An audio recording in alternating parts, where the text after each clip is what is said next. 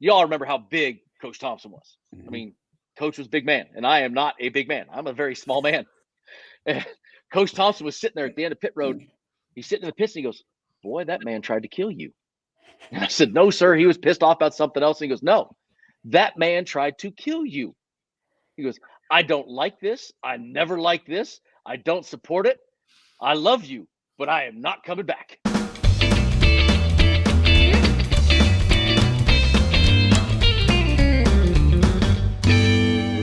No, that's not the right graphic. It needs to say Hall of Fame nominee.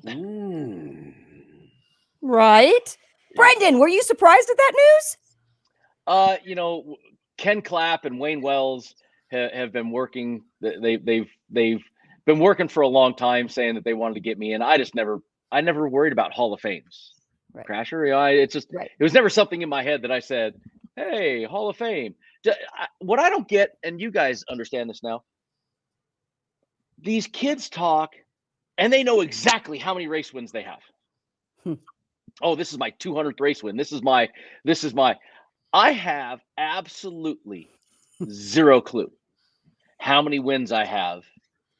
The only stat that's really kept is NASCAR. Okay, I have 8 West wins, 8 truck wins, 2 Xfinity wins. Got it. Outside that, I have zero clue how many off-road racing wins I have, how many short track wins I have, how many random races that I've ran. It's like I never kept track of that. It never was. Kids nowadays, it's like you have to keep track of all that. But you're now a true endorsement of how that doesn't really matter. It's not about wins. It's about the entire resume, the entire portfolio of what you put together in a racing career or in whatever your job is, fill in the blank career. Well, I've always kind of felt that way from the get-go anyway. That was it's about wins. I mean, I won championships and I won races on the West Coast, and that was great. I had a great time. But to me, it's more of the ambassadorship of it, right? I mean, come on, we're sitting here talking. This is 2021. I think I met you guys in 2000, 2001, maybe 20 years ago, driving the Cadillac. We were just joking, about driving the old Caddy back then. And I was just more excited to be part of like the freak. I was like, hey, these guys want me to be something with these guys. This is fun. I mean, it was, to me, that's what it was about. I mean, I got the wins. That was great, but I never kept track of that. I still don't. I laugh. Somebody was asking something the other day, or I was looking on Twitter or something. They had posted all these things that they won. And I was like, oh, dang, what have I won? I go, all right. I'm like, well, I won a Rolex 24-hour Daytona. I've won a Baja 1000. I won the Vegas race for me. That was that was our biggest race, the truck race at Vegas. I mean, that was, our home track. I won 5 or 6 Crandon World Championships in that world. That's the biggest thing. And I go, hell, I won a lot of big races. I totally forgot about that. So when you go into the Hall of Fame, Brandon, are you going to go in with mud splattered on your plaque, or just NASCAR dirt on your plaque? You going to go on off road, or is it a stock car driver? Well, look, it's the West Coast Stock Car Hall of Fame, so I believe I will be going in as a stock car driver. So I appreciate it. Look, Napa was a huge part of my West Coast career, right? I mean, Napa, without Bill McAnally, without Napa Auto Parts, all the stuff they did for me back in the early years of my racing, that was big. Walker Evans, of course, is where I started. Walker Evans is who kind of got me to where I got the opportunity with Napa. So the West Coast is where I'm from. I'm doing this right now, sitting in my office in Las Vegas. This is home. I mean, I'm a West Coaster, man. Me and you, we're all from the West Side. West Side. West Side of the USA. Do we need to get into the West Side and the whole Georgetown and? Well, that's East Side. I got the East Side on me too. I know that, but let's wait to get into that. And you're being fairly modest, Brendan. I mean, your last name of Gaughan and what your father and all of his group has done for off-road racing and motorsports on the West Coast isn't lost on people that have studied and been a part of this. And the significance of that last name of Gaughan, whether it's from a casino or to staging desert races, short course races, it's significant, Brendan. Well, look, the great thing about me and my dad is my dad's a racer first. A lot of people don't realize that. You know, he raced since the 1960s in Mexico. His first Baja 1000 was 1969. You know, I mean, this is a guy that won the old HDRA, Walt Lott HDRA championship, 77, 78. So, I mean, he was a racer first. He loved it. And he got to kind of relive that through me. And we did it. And he and I have always, though, been kind of separate on, he's in the West Coast Stock Car Hall of Fame already for his stuff that he has done. And the one thing that was always nice is we always separated ourselves. You know, Dad was him in the South Point or the Orleans or the Barbary Coast, whichever casino it was at the time that was doing the stuff. And then, yeah, a lot of those times he was sponsor of mine. Sometimes he wasn't. Sometimes he was. But, you know, sometimes people struggle to separate the two of us. But we both had our own way of doing the things. And in the end, we do things very similar. I mean, I am my father's son, the good and the bad. So I'm proud of everything he's done, and he's proud of what I've done. And now hopefully we'll be in the same Hall of Fame together. That'd be fun. So you do then continue the tradition of lobster mac and cheese. The lobster mac, listen, you got to get the doctor's permission before you come to the oyster bar to get the lobster mac and cheese. But let me tell you something. That thing is still there. The tradition will be there as long as I'm around. Oh, thank goodness. We need that on like a craft services table at racetracks in the media center. I don't know if you got, listen, I don't know enough people can pass the medical exam for that one. That thing. That's a good point. Whoo, that baby, she's thick. She's thick. You were saying that your dad lived through your racing career. Is he going to? We kind of touched on this a little bit ago before we got officially going in this interview. Is he also going to be living through your son in some racing stuff? I don't know if he's going to be happy about it or not. He's really not happy about the plans I've made for 2022 for my son. I'm not going to announce what we're doing right now because it's not the season yet. But my son is doing something that my father really is not happy about. Oh. And I gotta say, I'm really not that happy that I've decided to go this route. Oh. But look, we let our kids do. What I've always said was, if he's happy doing it, I don't care what they do, they get to do it. If my son wanted to be a ballerina, I put a tutu on him, and if he's great at it, we'll keep going. If he's not, next.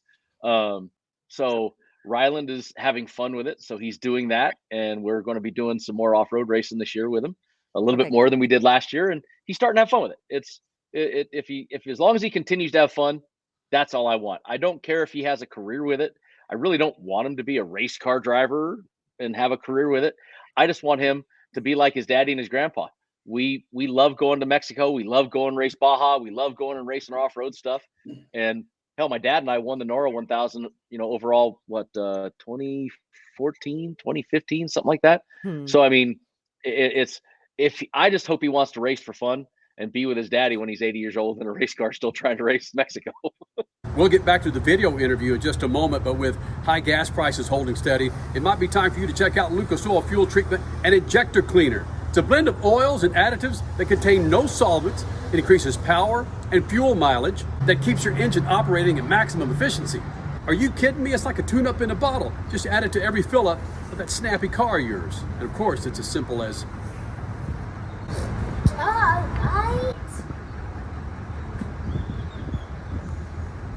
You get it. Now, back to the interview. But why did you just say, yes, off-road aside and having fun, why did you say you would be fine or you would maybe not be happy if he was a race car driver? I said I wanted him to have fun. Ah, interesting. Okay. Oh, sorry. No, look, there's sometimes it's real, sometimes it's fun, sometimes it's real fun. But I went through a lot of things in my career that I really hope he doesn't have to go through. Kind of like football players don't always want their kids to be football players. If he wants to do it, great. If he doesn't, even better. But I'll either way, whatever he wants to do. I mean, my oldest son right now is playing the flute and he's rocking it. And I can't believe I'm actually sitting there. The only thing I'm asking my oldest son is please play a little Jethro Tull for me. I'm just begging him to give me a little Jethro Tull. I'm as soon as he gets to the Jethro Tull level, I'm happy. And where's the Jethro Tull tights or Ian Anderson tights too? we can keep the tights. Let's be honest, Stat. Only you or Sarge. Only you look good in the tights. I have pictures of you out of the tights too. Still, we can show you. We might be able to show those still. Penny Nikolai willed those to me when she passed away years ago. So I have the photo proof. Crash, you know what I'm talking about. All you guys do. That we all know. Wait a minute. You just said that if one of the kids got in a tutu, you'd be with it, and now you're making a big deal about the tights. Well, because he doesn't need to go Ian Anderson tights. I mean, that was a different era. He could rock the jeans just as well as he could rock the leggings and the David Lee Roth long tights and hair. I mean, I can hold without that. But listen, I'm just jealous of their hair. Both my boys have so much freaking hair. I told my son the other night that he's going to have surgery in the middle of the night, wake up with a scar. I'm going to take his hair. Wait. You just took your hat off. You got plenty of hair there, too. A lot of money put in this thing, Crasher. A lot of money went into fixing this. Just saying. Okay. So that's where the Barbary Coast went, huh? The Barbary Coast. The Barbary. Hey! Whoa. Yeah. Holy smokes. Was there breaking news in any of that last 5 or 10 minutes that we just had there? Well, no, my son, we're going to keep racing the desert, and he is going to do some more off-road racing. We're going to probably get out of just short course and do some more long stuff. And like I said, it's going to be fun. I don't know if it's really smart. I mean, he's going to. I'm still not sure about me riding next to a 9-year-old in an off-road race. That I can't say. I think Rob McCachran's going to. Rob McCachran had to ride with me to teach me. I think it's great. McChicken could ride with my son, a second generation. I think I need to go. I think that's the route I'm going to try to do. Or Robbie Gordon. How old's Gordon's son? Well, Max now is what, 13, 14, driving trophy trucks. I mean, he's Max already. Yeah. Wow. Yeah. But how did he start? I mean, he was a 8-year-old. Yeah. I mean, that's look. I never believed in these guys that start their kids. I mean, look on the East Coast. These guys got their 4 and 5-year-olds, and what are they? Micro sprints or mini midgets and all this stuff. I just never been a huge fan of that. So I'm kind of, all this started was where I go still race Mexico. Got my class 1. We got some side by sides. We go play in, and somehow I got talked into a side by side to go race Glen Helen. and next thing you know, I got Glen Helen. I got off road cars. I'm like, well, hell, this didn't work. But the good news is, Pop wants to be involved. As long as Pop's involved, he can go far. He's got to keep with Pop. He's got the strength. I always said, stick with the strength. I'm not the strength.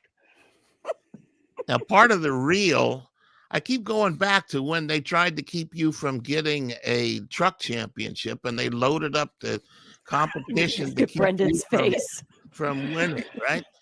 Yes, sir. This is kind of a real question. Is there less of that political finagling going on in off-road racing, and that's maybe why you gravitate to off-road, especially out in the desert where it's kind of merit-based? You get to the finish line first, you're the winner. No, I mean, the thing is, no matter where you go, here's the thing I always tell everybody. I don't care if you're racing cars, BMX, NASCAR. Politics are going to go into everything in life. Unfortunately, it sucks. Get used to it. But no, I just have fun. Look, I mean, you guys have been out some of these off-road races. It's epic. We just did a Baja 1000 that was a peninsula run. I had 2 buddies of mine that had never been, one guy that had never been to an off-road race, voluntolding for us. He's pitting 5 race cars that pull in within 8 minutes of each other. And they're trying to fill fuel, 100 gallons of fuel. It's chaos. Then he's trying to get to me down another 200 miles down the peninsula. He's hitching a ride with other race teams to get towards where I am. It's just, even if you're a crew member down in Mexico, it's exciting. It's a different whole vibe in the desert. It's always an epic journey that happens. And I can still tell stories when me and you guys remember my old spotter, the Batman, who was he rode in the off-road race car with me when I was 15 years old. Talk about a moron. And then he became my NASCAR spotter, and we were together forever. But we can still tell stories of being 16 years old, me being 16. He was old then. I don't know, he was 30 something then. And we talking about racing the Mint 400 and getting hit by a potato gun by part of our pit crew over in the rock garden.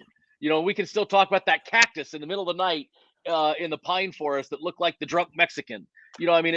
We can still tell these stories, and it's way more exciting and fun than the NASCAR stuff. I mean, I love it. Yes, that's true. Between your drunk Mexican cactus and Ivan Stewart's naked Mexicans, but that was legit naked Mexicans in the desert. Yeah, there are legendous stories. That's what makes off-road racing so great, but that's what makes Baja the best of the off-road. That's why the people in Baja are so great. And the little towns, I mean, you want to have the best time. You want to just have a great time. Go pre-run in Baja. Bring down 1 million stickers and go down, and you see the kids' faces light up when you just roll into these little towns and you're handing out stickers to the kids and they're running out. You're scared to death. You can't even roll through these towns because they're running out trying to get stuff. It's just Baja is a different vibe, man, and it's my favorite place in the world. I think it was Don Prudhomme who said that to us just a couple of months ago about how, something about the vibe, the families, just the people in general, and how he would love to do it every year if he could because of that vibe, not because of the racing, because of the vibe. It's look, you're driving down these roads, Crasher, and you're in the middle of nowhere, and you're in a race car. And it takes a race car to get up this road, and you get up to the top of this hill, and there's a house, a rancho. It's called an ejido. There's an ejido there. And out walks a rancher, his wife, and a kid. You're like, this is their driveway we're racing on. What? I mean, how do they even get here? And you pull up and you stop and I do my best Spanglish talking to them. Give them a Coca-Cola, a Gatorade, talk to them, tell them thank you for using their land, give the kids a couple stickers, and they're like, thank you very much. And this pre-run, we're pre-running down this wash on this rancher's ejido. And here is on the side of the road watching us, a rancher and his maybe 10-year-old son on a horse on their land. We're running through their land, and then they're on the horse. We stop. I get out. I walk over to the guy. He rides over to me. I hand him a couple stickers for him and his kid. I toss the kid a Gatorade. They're like, hey, thanks. They're waving. We're like, gracias. And we take back off in our race cars, and then they go riding back to their house on their horse. I mean, it's a country like no other. It's a place like no other. And that's only going to happen in one place left in the world, Baja.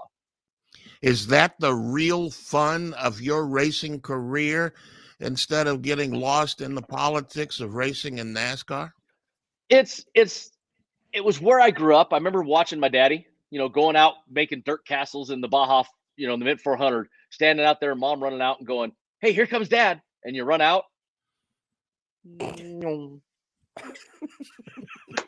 Okay, he'll be back in 2 hours, and so you played in the dirt all day. I remember doing that. I remember when dad used to let me ride in the Mint 400 parade with Lenny Newman.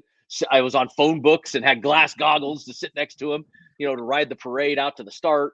I remember going to Mexico as a kid, watching dad race. So to me, it was the memories of my dad racing and watching all that and going through all those.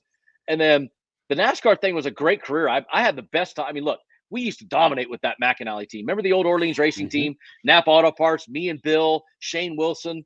I mean, Harley Roush. These are guys that I'm sitting in my office.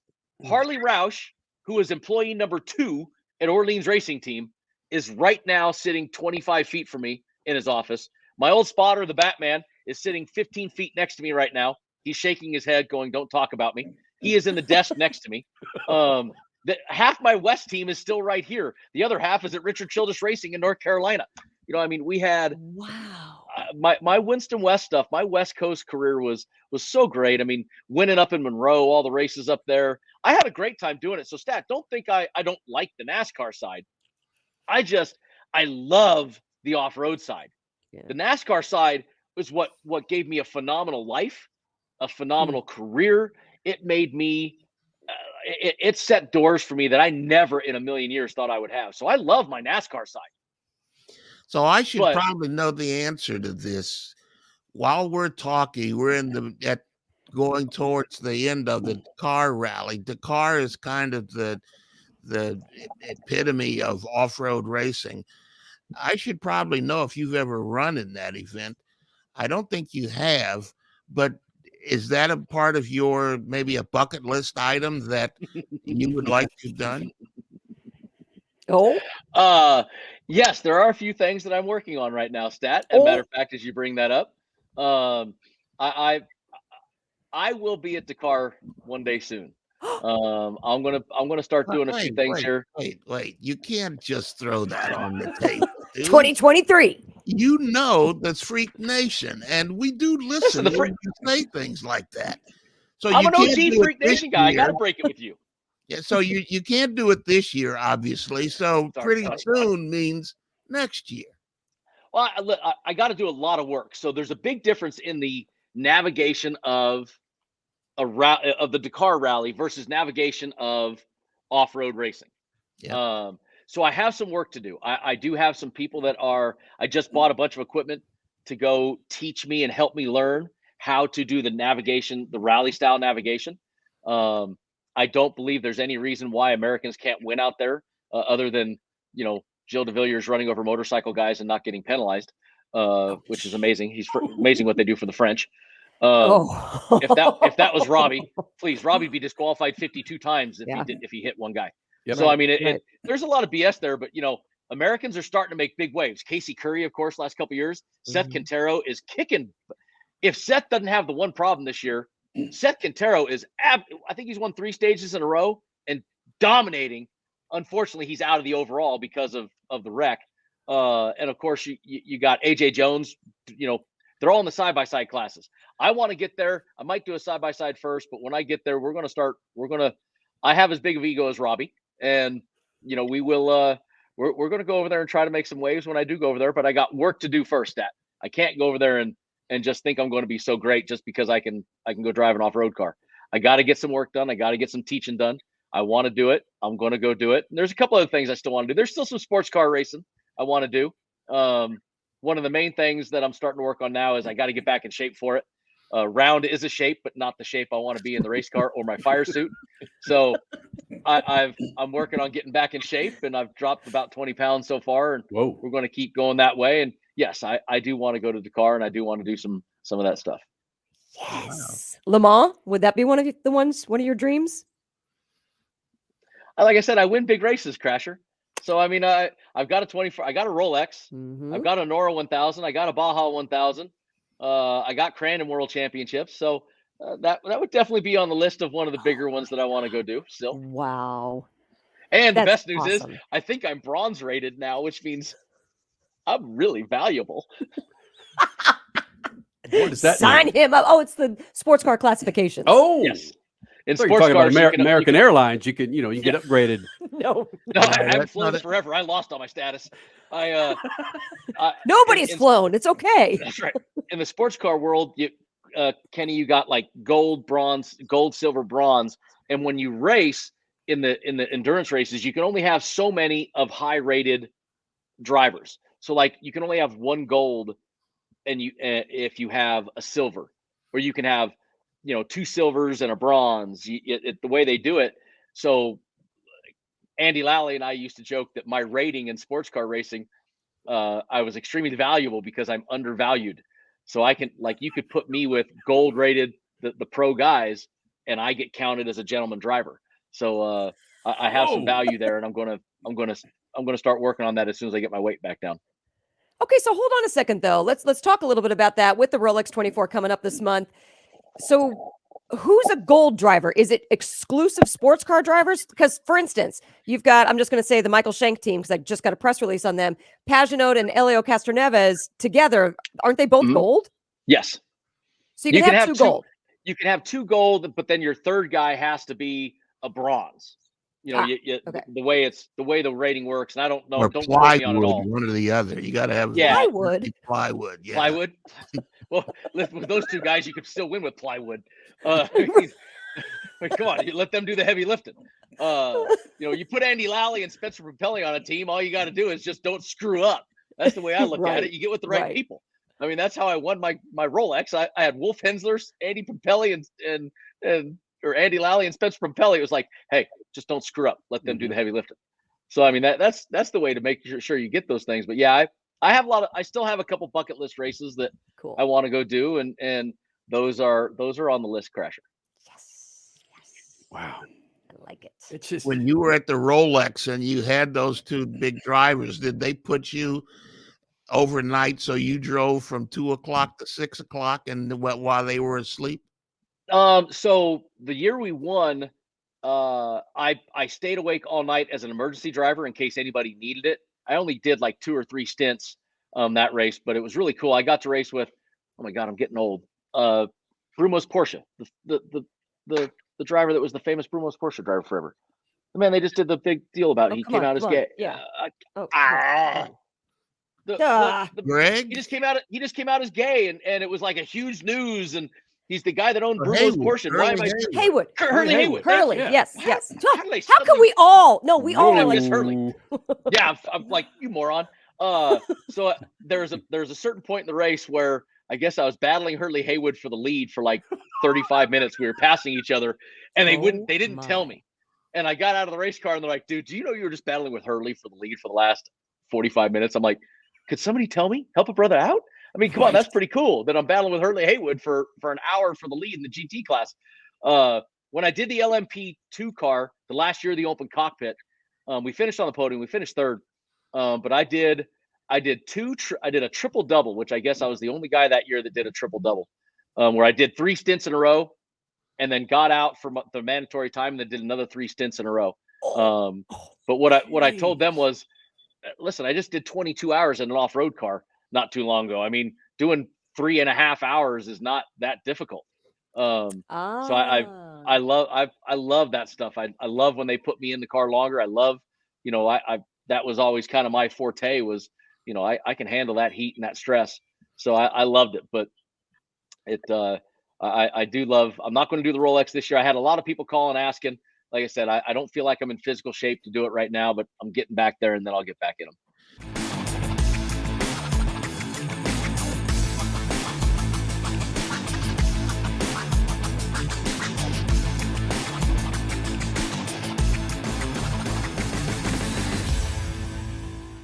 So you played basketball at Georgetown with Allen Iverson. Was that more valuable than racing against Hurley Haywood at 3 o'clock in the morning?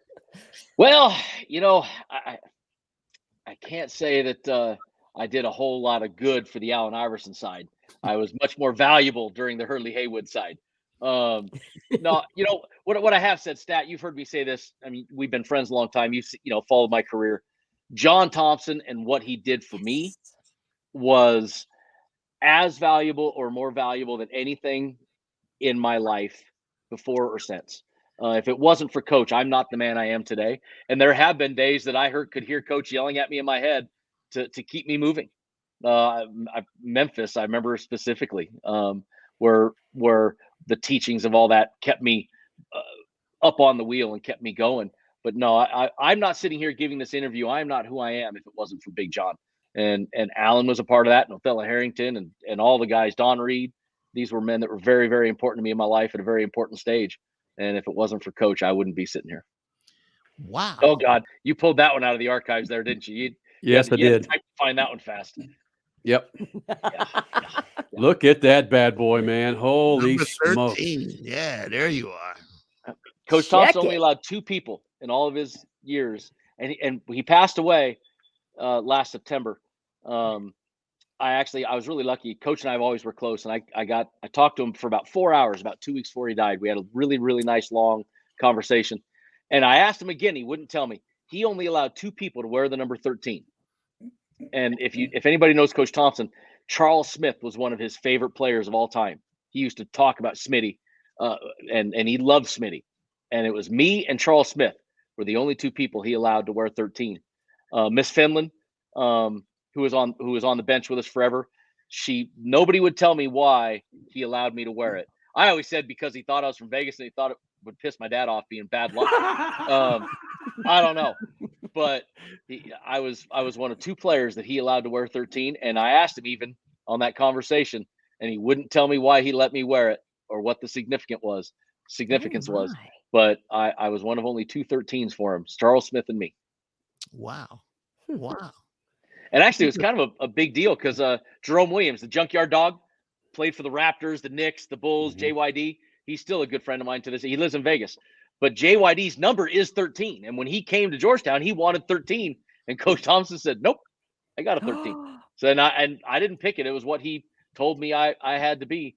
And he never told me what the significance was. So I was 13. And it was important to him. So that's all that mattered to me. Wow. Yeah, he followed your racing career, didn't he? He absolutely hated me racing. Yes, he despised it. He never understood it. I got thrown off the football team. Coach Thompson got me thrown off the football team because he thought I would choose football over racing. As I sit here 25, 30 years later wearing a Georgetown football hat, he got me thrown off the football team because he thought I would choose it. And then the last race he came to, Crash, was the 2003 race at Richmond, Virginia. And Bobby Hamilton Sr. wrecked me after the checkered flag intentionally. Came down, I think we finished 5th or 6th, came down the track, right reared me, put me up into the wall way before soft walls. These kids won't even know what that used to feel like. And I'm full speed right after the checker, crashed me intentionally. And Big John sat in the pit area that night. And y'all remember how big Coach Thompson was. I mean, Coach was a big man, and I am not a big man. I'm a very small man. And Coach Thompson was sitting there at the end of pit road. He's sitting in the pits and he goes, "Boy, that man tried to kill you." And I said, "No, sir. He was pissed off about something else." And he goes, "No, that man tried to kill you." He goes, "I don't like this. I never like this. I don't support it.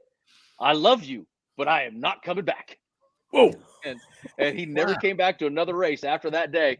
Him and Bill Russell came to races with me back when I started. Yeah, no, wow. Bill Russell and Coach Thompson used to come to races, and after the Richmond race, he never came back to another race. He never liked. He loved me. He said, he goes, "I love you, but I don't like this, and I don't like watching." It scared him to watch me. Wow. And that's a short oval. I mean, granted, it's high bank. It was Richmond. It was Richmond. It wasn't like I did the flip at Talladega. You know what I mean? You know, he did. He didn't like me racing. He didn't like it. He didn't like it. Two things, and let me hit this one first. You brought up Bobby Hamilton Sr., correct? Yep. 15 years ago, he died today. Is it today? Yes. Mm-hmm. Well, as of this recording, which is the 7th, January 7th. Yeah. And then Bobby Hamilton Jr.'s birthday is tomorrow. Oh. Go back and look at those guys in the truck series that you were running up against. Speaking of fellow West Coast, Greg Biffle is in there. Is on the Hornaday. Yep. Yeah, I mean those guys back in the truck. That maybe it was because we featured you guys on the show every Sunday night. But that truck series, and it was still in its infancy. You're running in Bakersfield, bro. No, the old Mesa Marin. I mean, you know, it's a fun group. I think you had something special for about, for the first truck series. I remember Walker Evans walking into the off-road shop with this truck. We're like, what's this thing? It was called the California Super Truck Series. Oh. And they had this idea that they went to Bill Jr. and wanted to sell. It was the California Super Trucks. And they looked like crap. We made fun of them from the off-road side. We're like, these things are ugly as hell. And, I still remember those. And that's what became the NASCAR Super Trucks, the NASCAR Craftsman trucks. But you had from 95 to like 05, 07, you had a pretty special run. I mean, if you guys look at the history of that, look at the guys that were champions. Todd Bodines and Johnny Bensons and Ted Musgraves and Ron Hornaday and Jack Spraggs. These were guys that set the precedent of what that truck series was going to be. And it was a different deal, man. Guys came back from Cup to retire in that series, and you got great teachers. You learned a ton. We all learned about respect. You learned how to race each other. And if you didn't, Ron Hornaday or Jack Spragg just wrecked you and said, "Don't do it again, dude, because I don't care about you." You had to learn these things, and it was a special time back then, man. We had some amazing teams. I mean, think about what that sport was and how it started with the teams and the people. It was bad to the bone. It's still good. I still love the trucks. Oh, no, and I still love it. Oh, yeah. But partly one of the reasons I really like it is, my gosh, they're not sprint races, but the amount of time that it takes to complete a truck race is so much more tolerable than a Cup race. You got less room for mistakes, less room to get stuff. It's just from the start. Call it a sprint race if you want, Crasher. I mean, it's from the start. You have to go. You don't have the time to do 5 different, setup changes and throw 45 tires at it. You better know now. You better come with a strategy when you race Martinsville, you can almost make it on fuel from the start. So you better figure out what strategy you're going with and learn how to play on the fly. That's what made Shane Wilson and I so great. We always were on the same page about when to change things, when to go. The only thing I miss, there's a lot of great young talent.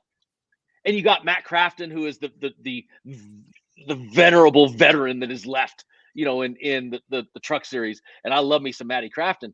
But that's really all you got left on the veteran side. Nobody's coming back down to retire there anymore. Jimmy Johnson didn't quit cup racing to go run a truck. These guys didn't come back down, and you don't see, you're limited on the number of times you get to see a Kyle Busch, or you get to see, I was about to say Carl Edwards, or that you get to see Brad Keselowski. You're limited on the number of times. Back then, it didn't matter. They came and raced. They didn't always kick your butt. We worked our tails off to try to keep up with these guys, and you learned, and you got to move on. And it was a lot of fun, man. The teams that we had, and the number of great teams, and the young to the old drivers, and working your way from the back side of the garage, trying to get to that front side of the garage, man. It was a lot of great memories doing that. Is this something that you foresee coming in the future? Crash mentioned it, sprint race. I think that's right now, that's the biggest knock with Cup, are these races are arduous and they're long. Is it going to come to where we finally shorten these things, Brendan? Or some of them, not all of them. Look, I mean, are there some that do I want them to shorten the Coca-Cola 600? The problem is the Coca-Cola 600 is the World 600. Right? It was the 600 miler. It was famous for the 600 miles. Now, the problem is the equipment doesn't break like it used to.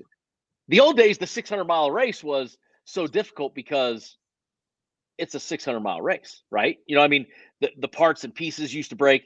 Now the pieces and parts live for thousands of miles. So, but it's still the World 600. So I don't want that to shorten, even though it's way too freaking long. And we all know that. I mean, I've started the race, gone to the movies, grabbed dinner, come back, watch the finish. It's like, whoo, that baby's got some hours to it. But I don't want that one shortened because it's the Coke 600. It's the World 600. The Daytona 500, should it be shortened? No. There's part of me that's an old guy that's But I think there are chances now to maybe take a little bit of time out of these. The American lifespan, attention span has definitely shortened. People like instant gratification. I mean, why do we have TikToks and Instagrams and MySpaces and book spaces and whatever? That we have this because people love to look at something and look at stuff and spend 15 seconds looking at something. Why does clickbait work so great on the internet? Because people don't read anymore. They just read the first 2 lines and that's it. So part of me says, listen, a race is supposed to be a race. There's supposed to be time. There's supposed to be strategy. There's supposed to be drama. There's supposed to be extra laps. But at the same time, too many 500-mile races. All right, gets a little boring. I got no problem going to 300-400-mile races in some of these Cup races because it will help increase the action maybe a little bit. But I think stage racing has helped. I think that was a brilliant move. I think that some of the moves they've made have really helped the sport. And I got to say this, I don't think there's ever been an era we've all been together a long time. You guys been doing sports commentating much longer than I have been doing sports. But you want to talk about a series? You've ever met anybody that has as big of balls right now as NASCAR does?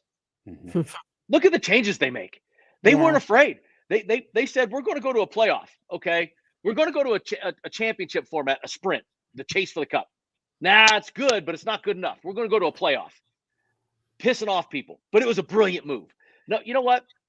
We're going to change this whole schedule around, and we're going to start moving schedules and changing things. We're going to put a race inside the LA Coliseum. We're going to put asphalt down for 2 weeks and make a race and then tear it up. We're going to put a brand new car out there. We're going to, what I like is the balls it takes for Ben Kennedy, Mike Helton, Jim France, Steve O'Donnell, Phelps, these guys at the top. They've got brass ones right now, in my opinion. They're not afraid to make mistakes, where the old regime, I think, was afraid to make mistakes. They're not afraid to make mistakes. When they make a mistake, take the winged car. How long was the winged car around for in NASCAR? Was it a year? Did it make a whole year? I don't think it made a whole year. I don't think it did. But we don't even remember. You know why? Because they went, this sucked. We made a mistake. Get rid of it. Go back to something else. I really applaud them for the amount of guts it takes to make these decisions. They've done a great job with it. Yeah, they got some criticism from people throughout COVID but I think they handled it almost better than any other sports series in the world. They were amazing. Are you kidding me? We started racing on Wednesdays to get back on schedule. We started doing double headers. When would any of us ever thought of a double header weekend? Really? Right. That's stupid. Why are we going to do 2 races a weekend? You got practice, you got qualifying. Yeah, well, understood. But yes, Kenny and Statman wanted double headers before that. But it's great. So what if it took COVID? At least they did it. At least they did. Other series aren't doing it. That's right. They took the guts out to say, let's do it. Let's try it. Let's see if it works. The no practice. There's a part of me that still wants practice. I feel bad for some of these rookies. I mean, how tough has it got to be to need a little bit of practice here. But yeah. I'm sure Stat's cracking up right now. Practice. But we don't need no stinking practice. But it took guts to make these calls. And COVID, I think COVID really brought even more of that gut out from NASCAR to what they did. I applaud NASCAR on that. There's things I don't like. There's decisions recently they've made that I can't say I agree with and disagree with. I'll leave those alone. But I do give them a lot of credit for the guts that they did in making some of these decisions. It's pretty impressive. I got to give it to them.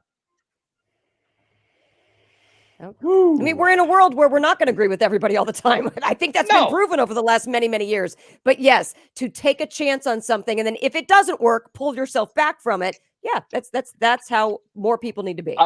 I chuckle. My father in the casino business. Look, my father and I get along better now than we've ever gotten along. Main reason is because we don't work together anymore.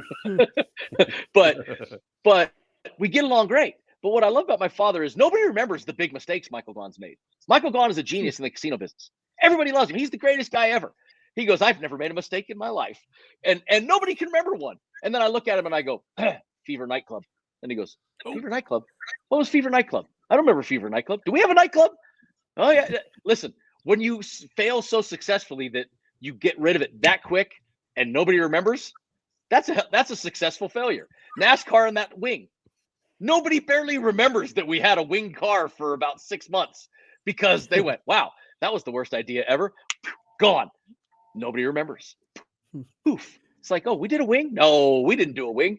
You got, even when you're that good that you can succeed in failure, that's when you're great. And Brendan, let's just do this. Let's go to this picture. All right. Oh my gosh. Look at that one. That would be pre-Kenny and Crash days, I believe, on that one even. I think. Oh yeah, that's early 2000s. I might have even hit on Crash that night looking at that picture. I don't know. Look at Kyle Busch, all of about 110 pounds soaking wet. Yeah. Soaking wet. Yeah. What if I would have told you that, Brendan, you're going to head to California Speedway tomorrow, and NASCAR is going to say no more Confederate flags? You talk about the balls that NASCAR's done or had. That's it. Look, to me, it means nothing. To them, that was a huge deal. That was a big, big thing. And those are steps that these guys have taken that they don't get credit for. They get beat on for a lot of things, and I'll beat on them for a lot of things too. I've texted back and forth with some people lately. Listen. My problem is my filter, right? I call a spade a spade. If you're being an idiot, you're an idiot, and I'll tell you to your face, you're an idiot. I don't care. I don't care if I say it on air, if I say it behind the scenes, I'll say it. But you also got to give credit when credit's due, and they have done a lot. Are they all great decisions? No. Are they all perfect decisions? No. But they take the bull and they go, man. And there was years that they didn't take the bull and go. So I like it. I really do applaud them for that. And I think a lot of sports series, I think a lot of sports can learn a lot right now from what at least NASCAR having the guts to make tough decisions and just rolling with it. And now, like I said, are they perfect? No. But it takes guts to do it. Roger Penske and that old Georgetown coach, you've collected some paychecks from some guys. Well, you didn't collect paychecks from Thompson, not back in those days. Listen, if they were paying, it wasn't me they were paying. Let's just say that. Look, those two individuals and what they meant to their respective sports, it's incredible. And you've been able to look up at these two dudes. Look, Kenny, you guys have known me once again, I mean, since I started my NASCAR journey, I mean, what you guys have been part of me, and always giving me the time to come on and be with you guys and do things. And we've had a lot of fun. You've got me in trouble plenty of times. Now I don't care anymore. But what I've always said, the greatest thing I've had is people. I've been around great people. And, you named Roger Penske and John Thompson. Absolutely. My father is in that group. Absolutely. But, not just those guys. I mean, the Harley Roushes that I just talked about, the Bill Holbrooks. These are guys that taught me so many things. You may not know their names, but they were just as vital and important. But I have had the honor of going to Richard Childress Racing, and driving for him. Rusty Wallace, driving for him. I've had Bill Russell at races with me and John Thompson at races, helping, try to guide me in life. I've had RP doing stuff for me. I've driven for such amazing people. I've had great human beings and great race teams. Scott Honan was one of my last interior guys. He's Chase Elliott's interior guy now. Might be the greatest interior guy in the history of our sport. This guy took such great care of me. And there's great people like the RPs, but then there's June Bugs, Robert Stramiskas, and Scotty Honans and Shane Wilsons and people that Nicole Addisons and these guys that you may not be able to name, but I can. That I can remember Chris Justice, being an engineer for me, and I can remember the three guys I put on the cover of Jet magazine. That before diversity programs and all this stuff, I had three guys that I got on the cover of Jet magazine that were going over the wall for me. I mean, I can remember these guys and those things way more than I can remember, the great conversations of all these great men. They've guided me and steered me, but both have been just as important. And I always want, remind people, I don't care if you're captain of industry or if you're sweeping the floor for the captain of industry, you're just as important, and the captain can't do what he can do if he doesn't have that guy making him look good. My grandfather taught me that long, long time ago. Whoa. How do we wrap that? I'm glad you brought Justice Brothers into that. I see some Justice representation behind you. Listen, I'm a JB distributor, baby. Come on. Ed loves it when I say that I raced I raced for my first sponsor when I was 15 years old was Justice Brothers. Now, there's a logo over your head, Kenny. Oh, no, there's mine. There's my JB. We'll go back. There we go. There's a logo right over your head. I'm going to point that way. Wait, no, that way on my screen. I know, it's all confusing. I was the first sponsored driver for Forrest Lucas. 1994. I was the first sponsored driver for Forrest Lucas. So, I mean, I've driven for Lucas Oil. I've driven for Justice Brothers. I've driven for Z. I've driven for all these guys, right? I mean, and Mr. Lucas is dear friends, and I he was great to me in my life. And when I drive for RCR, I still got Lucas Oil on my sleeve. When I drove for the Beard Oil team, I had Lucas Oil on my sleeve. When I retired, one of the first things I did after I retired was buy a Justice Brothers distributorship in Las Vegas. I'm the Southern Nevada Justice Brothers distributor. And Ed loves it because I go, look, I tell everybody, we've got a lot of pictures of me holding up a lot of great products, like smiling. But when I retired, I bought Justice Brothers. So he loves it. We go to SEMA show and he gets a kick out of me doing the demos with all the people around. And I love the Justice family and Courtney and Caitlin, his daughters that basically are starting to run the company. And Ed, we joke and, you're going to have to call this Justice Sisters pretty soon because the girls are dominating JB, baby. They run that baby. They take care of it. But I love the Justice family, and I am the Southern Nevada Justice Brothers distributor. That's one of the companies that I own, and that me and the Batman we own together. And Harley Roush, that's who he works for. Harley is actually our head guy at Justice Brothers. So I love me some JB. I got JB right there. I got the great book. If you haven't seen this, Kenny, I'll send you one if you need it. It's The Legacy of Justice. Ed made a book, tons of pictures with all the stuff that they've done since the 30s, since Ed and Zeke started the company. It's a really great book. I'll send you one if you don't have one. Get one to Stat and Kenny. It's bad. Yeah, that'd be fantastic. We'll send you two out because they're awesome, Sweet. Man. This book has so many great pictures, so many great stories of from the history of justice, how long they've been around. It's pretty dang cool. It's pretty dang cool. Who's autographed that bat behind your head? That was a bat given to me by the Louisville Slugger Company. Got my autograph on it, my name on it. They gave me that. What 2000? When did we start racing Kentucky? 2013-ish, or no, 2007-ish, 6-ish, something like that. Yeah. So they gave me that, and what do I got back there? I got just those. What's the champagne bottle? That's actually the 2001 Winston West Championship champagne bottle, I think. 2001, one of the championship champagne bottles for that year, and that's the 2001 West Trophy from Vegas. I mean, we're talking about being nominated in the West Coast Hall of Fame, so I did pull those down off the shelf so I could have a little eye candy for the West in the back. But the thing is, they were that close, so it was easy. I do have those do stay close to me.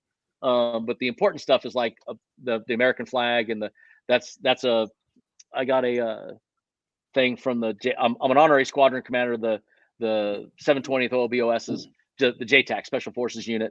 I got some of the most special memories I have outside of racing and life are with those guys, and some of the most special mementos I have come from those guys. I've been really fortunate to get to do some traveling with the military and do some really super cool things with them. And I've great friends, great memories, and some aren't with us anymore. A lot still are, and I appreciate everything. Those deals to me, they're priceless. When they do something for me, I just kind of put my head down and go, you don't need to do it, but it's really special. Well, look, man, not many people can sit in a steakhouse named Michael's and have Michael Gaughan roll in there and pay for your steaks. And we appreciate that, bud. Listen, you guys have been special to me since I started this journey in NASCAR.